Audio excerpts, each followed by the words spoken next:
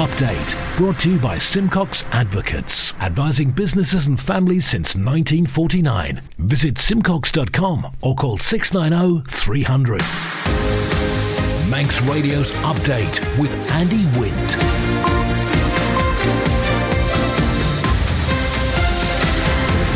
Faster my good evening, it's 5:30. This is Update for Wednesday, 8th of November 2023 from Manx Radio. 30 minutes to look at the latest news on the Isle of Man. Background to that news, we've got sport, business, Sea-Watch, travel updates and the newsmakers in person. This evening, Tramway Terrace can be saved £4 billion for our offshore wind farm in the 2030s. Assisted dying bill's got a committee. Patrick commissioners get wrapped for maladministration, and gay couples may soon marry in church on the island. Man Benham for all your business and legal needs. First of all, at 29 minutes ahead of 6 o'clock, the Update news headlines. Fastamai, Chanel Suku. Fastamai, the world's largest offshore renewable energy developer, could have a wind farm up and running in Manx waters by the early 2030s. Ørsted will discuss its £4 billion proposals at a series of public meetings later this month. The tender process for the demolition of Tramway Terrace on Douglas Promenade has been halted. This just after a couple of weeks after it was launched.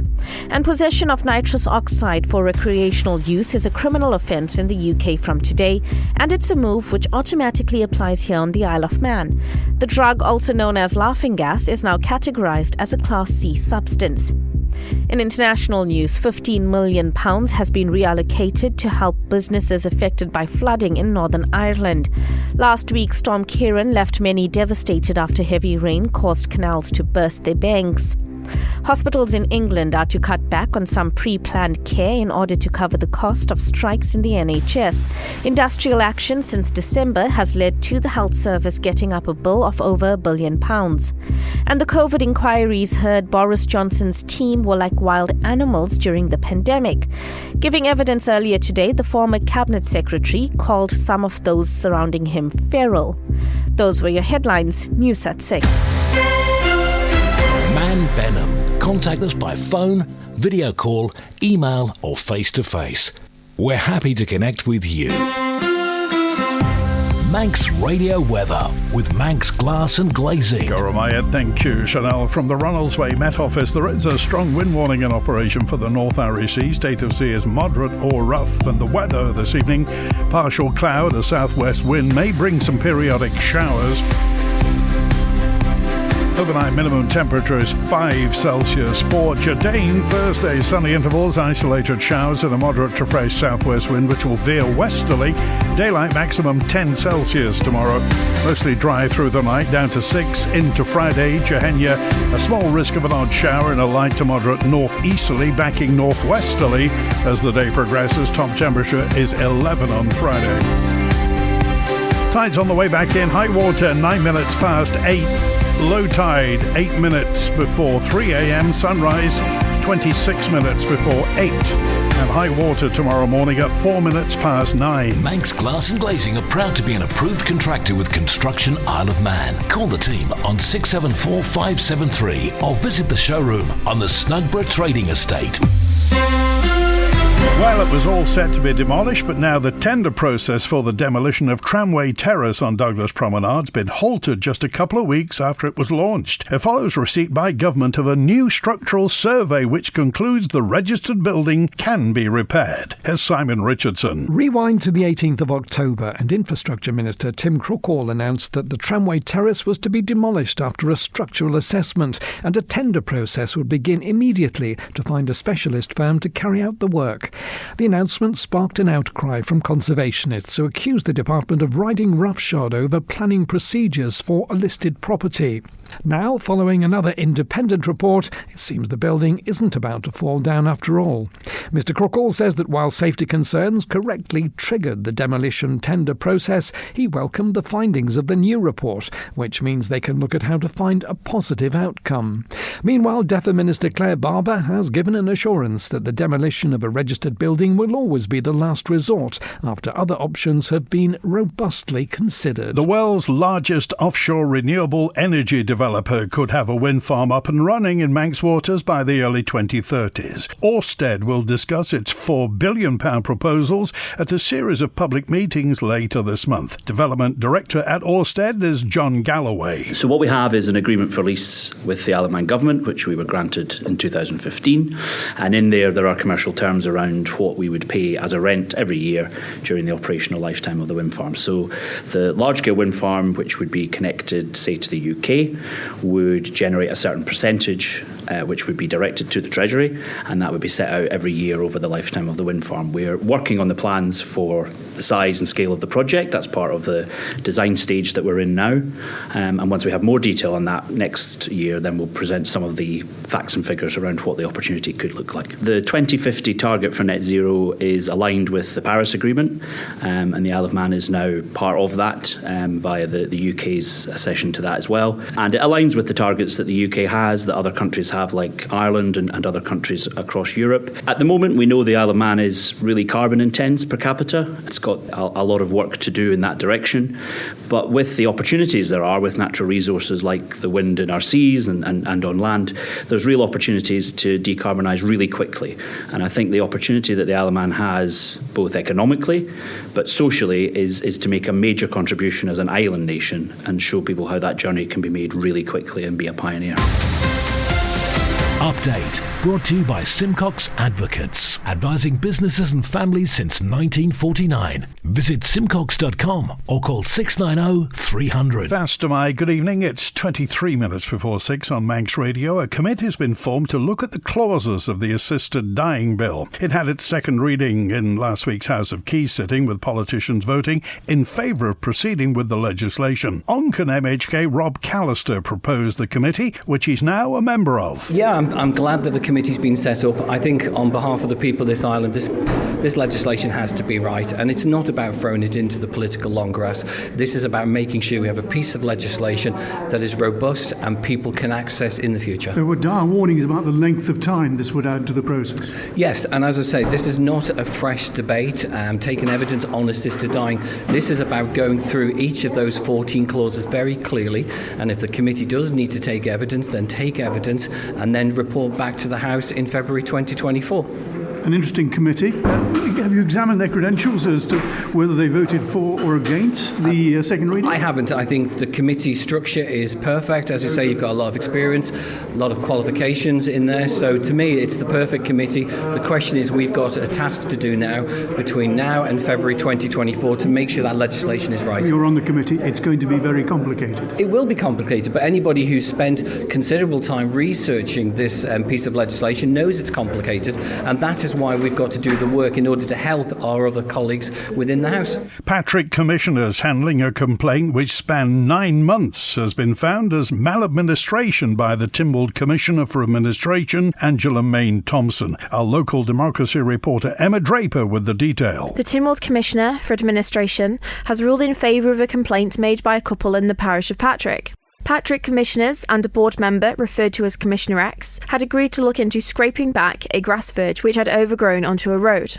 However, Angela Main-Thompson found that Commissioner X had carried out the work on his own terms. The work was commenced on 23rd of January this year, and Mr and Mrs N, as they're referred to in the report, were first made aware a few hours later when neighbours alerted them to the work being carried out. In the report, Mrs N was told by Commissioner X he had a legal right to carry out the work, and the work was being carried out by and on behalf of the local authority. The couple contacted the board, which denied any authorisation of the work, and the clerk said he would contact them with further information. On 6th of February, the Department of Infrastructure visited the road and put up road closed signs because it deemed the road unsafe after an inspection. The department had concerns that there could be a landslip onto the highway as the grass bank had been sliced through rather than scraped. Ms Main-Thompson says she had a meeting with the clerk of Patrick Commissioners in which he confirmed he would have had a site meeting once the commissioners had agreed to a contractor, but Commissioner X went ahead with the extensive works. In October, the head of Highways and Asset Management was contacted by a surveyor looking for information with regards to the incident. The surveyor Media said Commissioner Rex undertook work to widen the road by digging into an uphill bank, which was over 20 metres long. This then provided him and 2 other farmers some access by vehicular quad bikes to be able to farm their land more effectively. The DOI officer said she believed the works were carried out by Patrick commissioners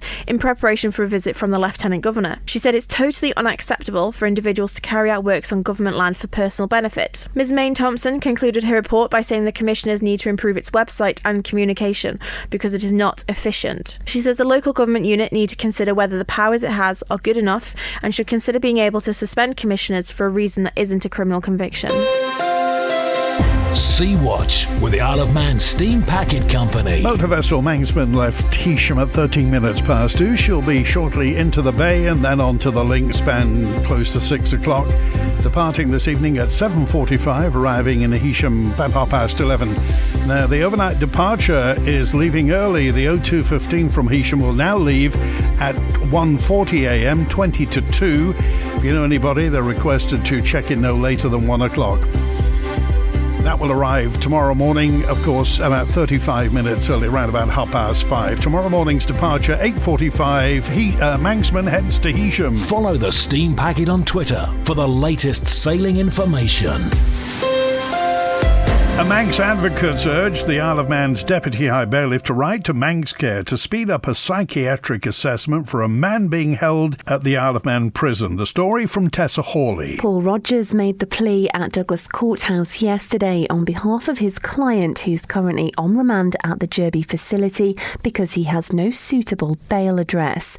The defendant, who's been charged with an assault offence, pleaded with the court via live video link to release him to the mental health unit in court due to his mental health diagnoses. However, the court heard that wasn't able to happen until he'd been assessed by a psychiatrist, with the advocate telling the court his client hadn't been visited since early September.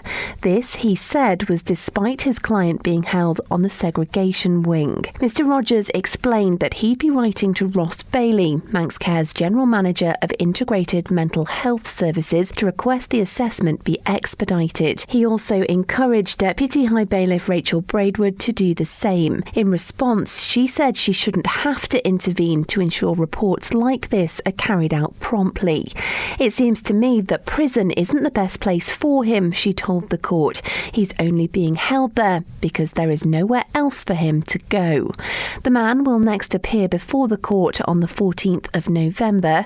Manx Radio has contacted Manx Care for comments. Manx Radio Business Briefing. At 17 minutes before 6, the High Street stalwart and Regent Street stalwart, Marks & Spencer, reinstated its dividend and delivered a 56.2% rise in first half profits, causing shares at one point to surge over 10%. The company posted pre-tax profits of £325.6 million in the 6 months to September 30th, compared with £208 million a year ago. Revenue rose 10.8% to £6.1 billion, driven by a 14.7% rise in food sales, up 11% on a like-for-like basis. Sector peers at Next, AB Foods and B&M were also rising after the results. And for a full daily market report, go to ramseycrookall.com. Elon Musk's taking on Google, Meta and Microsoft's OpenAI, new artificial intelligence company, with xAI in launching this chatbot called Grok. The chatbot, which has real-time access to information from X, previously known as Twitter,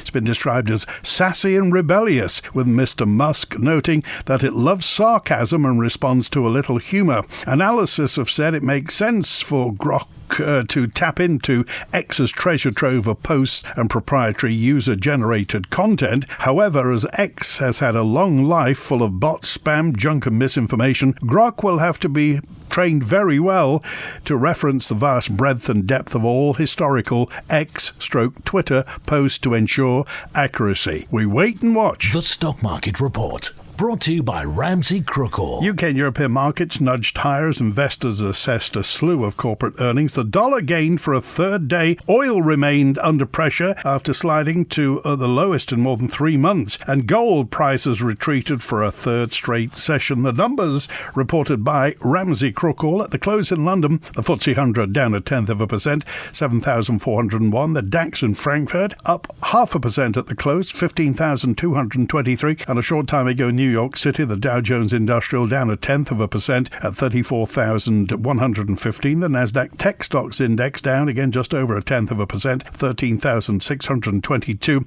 And the S&P 500 down about 0.1% at 4,375. In the exchange markets, the British pound sterling's trading at $1 22.9 cents, €1 14.7 cents, and 22 South African rand 65.8 cents. In commodities, gold's down 0.7%, $1,955 per troy ounce, and a barrel of Brent crude down 1 0.8%, $79.89. You've got an investment plan? Yeah, Mike set it up. But don't you need loads of money to do that? Not this one. It's called Shearwater from Ramsey Crookall, and you pay in monthly as little as £100. So it's like saving regularly, really helping us invest in the future. For a house, or the kids' education. £100 a month? I could easily do that. You should. The sooner you start, the better. Invest in your future with as little as £100 a month. Shearwater from Ramsey Crookall, the island's investment specialist for 75 years. Call 717171 or visit ramseycrookall.com. Licensed and regulated by the Isle of Man Financial Services Authority. Possession of nitrous oxide for recreational use becomes a criminal offence in the UK today, and a move which automatically applies here on the Isle of Man. The drug, also known as laughing gas, is now categorised as a Class C substance. Here's Lewis Foster. Thought to be one of the most commonly used recreational drugs by 16 to 24-year-olds, nitrous oxide has been described as a blight on communities across, with authorities having to clear up piles of discarded canisters. Meanwhile, however, it's also been reported that there are fears the move could stop people seeking treatment for issues caused by the drug, such as vitamin deficiency and nerve damage affecting the spinal cord and even causing paralysis. The fact recreational use can now land people a fine and even prison time concerns Dr. David Nichol from Birmingham, who's been treating young people suffering neurological injuries. Would users facing potentially 2 years in prison, are they more or less likely to seek medical help? And I suspect the answer is less. So that's going to actually make the situation worse, potentially driving it underground. Well, before today, importation or production of the gas was already illegal on the Isle of Man unless for use in medicine or dentistry. The Department of Home Affairs told Manx Radio as the UK is banning nitrous oxide through amending schedules in their own Misuse of Drugs Act, it will automatically apply to the Isle of Man. This is because the island's Misuse of Drugs Act 1976 refers to specific schedules within the UK Act, including Part 3 of Schedule 2, which will be amended to include nitrous oxide. Manx Radio Sport. Fast am I, Rob Pritchard. Fast am I. Good evening. Well, it's day 2 of the Ireland Invitational Netball Games at the NSC today, and things got underway with Jersey recording their second win of the tournament this morning. They were 55-31 winners over Shetland. Here's what Jersey's Rosie Tonner had to say about her team's performance. We had a really strong start, which we were really pleased with, and made some changes with our impact players at the second half, and it didn't maybe work out quite as we wanted to in the second half, but still really pleased with the overall performance. It didn't feel like 15 goals ahead. They really were challenging us till the end, and you could see that they put up a fight, especially in that second half. So yeah, congratulations to them. They also played an excellent game. Meanwhile, Guernsey faced Orkney next, with both sides aiming to bounce back from defeats yesterday, and it was Orkney who came out on top 55-31. Orkney's vice-captain Zara Flett says it was a good result after a slow start. Once we got going and started to enjoy it, it was really good, and yeah, it's kind of just shown what Orkney can do basically, and just looking forward to the rest of the games. We're hoping to keep building, and yeah, no, it's really good to get a first win, go for a quick recovery now and then move on to tomorrow's game. It's just playing speed with control. If you don't play with control, it just doesn't work, and it's good we got all our bench players on today as well. Elsewhere, the Isle of Man, who were victorious in their opening contest against Guernsey last night, face Innismon this evening in just under 10 minutes' time. And in tennis, and it was a landmark moment for Manx pro player Billy Harris in Bulgaria yesterday. The 28-year-old secured his first ever ATP Tour win as he beat Switzerland's Marc-Andrea Huesler in 3 sets during the Sofia Open on Tuesday. Harris, who grew up on Ireland and is originally from Nottingham, told BBC Sport to gain his first main draw victory was so special, adding in the last 2 years he's started to find a bit of form and made steady progress. However, his journey in the tournament came to an end this afternoon after he was beaten in straight sets in the second round by third seed Jan-Lennard Struff of Germany.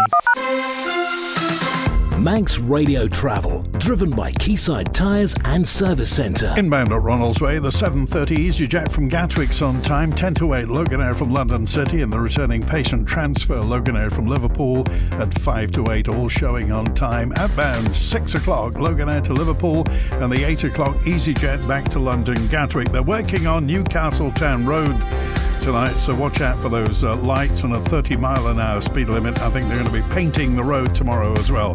So it's going to be Interruption City on Richmond Hill. Hillside Avenue is closed in Douglas for adjacent office window replacement, heading through to Circular Road. Temporary lights on Glencrutchery Road at the roundabout, with Victoria Road for resurfacing, and a section of Switzerland Roads closed through till November next year for construction work.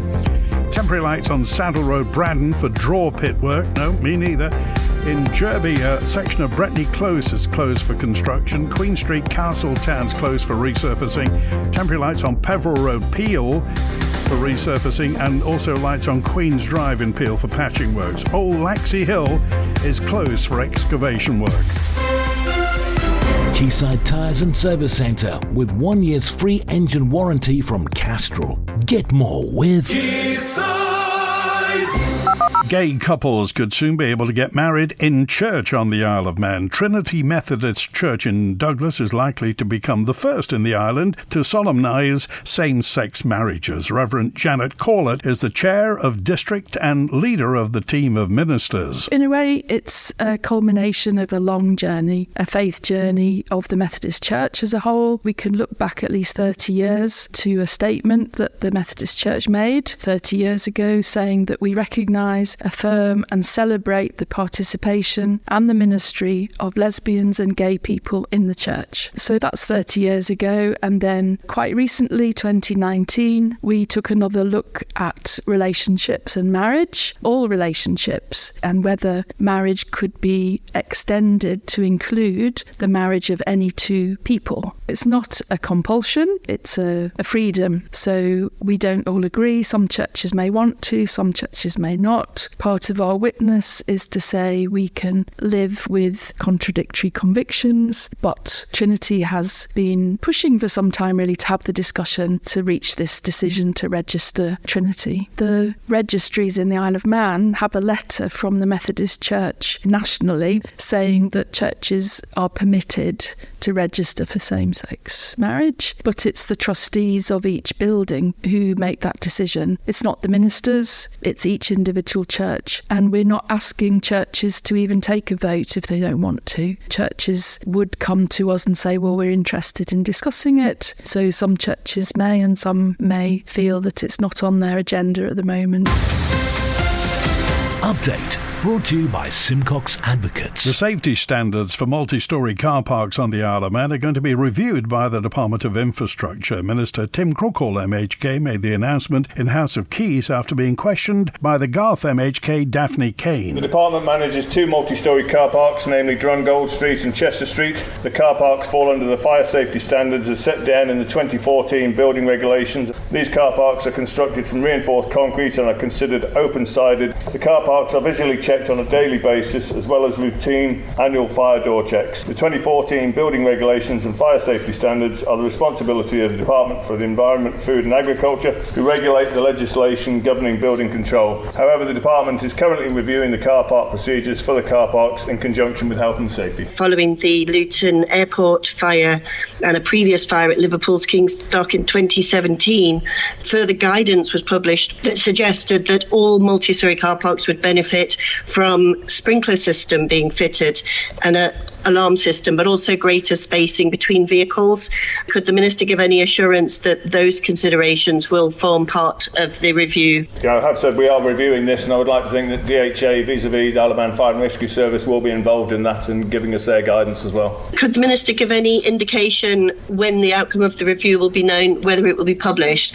And in the meantime, if the department considers they need to implement any safety measures such as wider spacing of vehicles, particularly particularly at Chester Street, which is much closer together. And I think the UK standards of it being adhered to are the 1960s standards. So can he say whether the current 2014 building regs include any update on those original 1960s building standards for multi-storey car parks? I'm not sure whether the 2014 regs do update the 60s regs. I'm sure they probably do. But the health and safety review will, I would imagine, be published in full as and when it's done. More than 300 complaints about gas billing issues have been sent to the Office of Fair Trading since April of this year. The details from Tessa Hawley. 18 of these have been from customers identified as being vulnerable.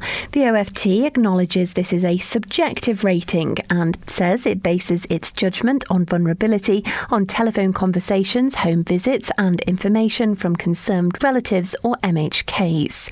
The information has been revealed after South Douglas MHK Sarah Maltby tabled a Tynwald question for the chairman of the OFT, John Wannenberg.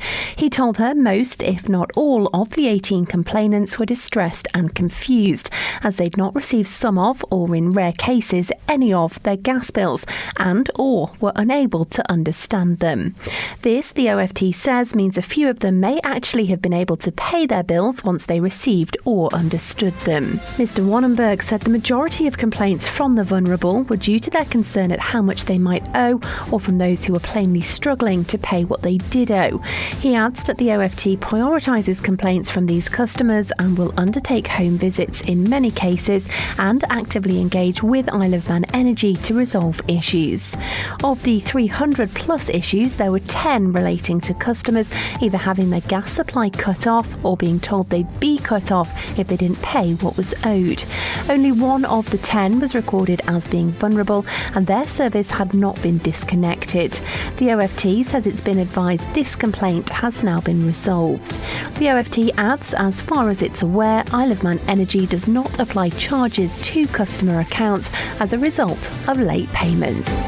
That's it for Update Tonight, compiled from the resources of Manx Radio's news department. Thanks to newsreader Chanel Suku, producer Amy Griffiths. After the news at 6, Spotlight with Howie Kane, our performing arts programme, Greatest Hits with Chris Kinley at 6:30, Opera with Ernie Thorne at 9, and Dave Moore tonight at 10. WINT